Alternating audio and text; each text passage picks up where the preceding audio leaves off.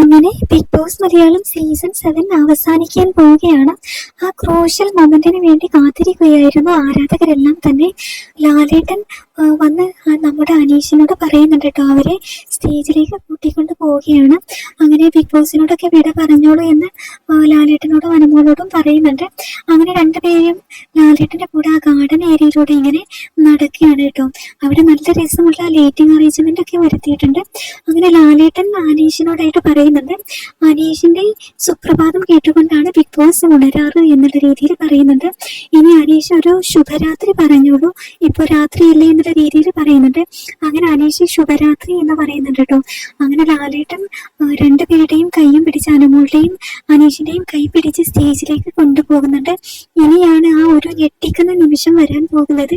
കേരളം മൊത്തം കാത്തിരിക്കുകയാണ്, big boss പ്രേമികളെല്ലാം കാത്തിരിക്കുകയാണ് ആരായിരിക്കും എന്ന ആ കിരീടം ചൂടുന്നത് എന്നുള്ളത്. എന്തായാലും ഏതാനും നിമിഷങ്ങൾക്കകം നമുക്ക് ആരായിരിക്കും വിജയി എന്നുള്ളത് അറിയാൻ സാധിക്കും. നിങ്ങളുടെ അഭിപ്രായം താഴെ കമന്റ് ചെയ്യണേ.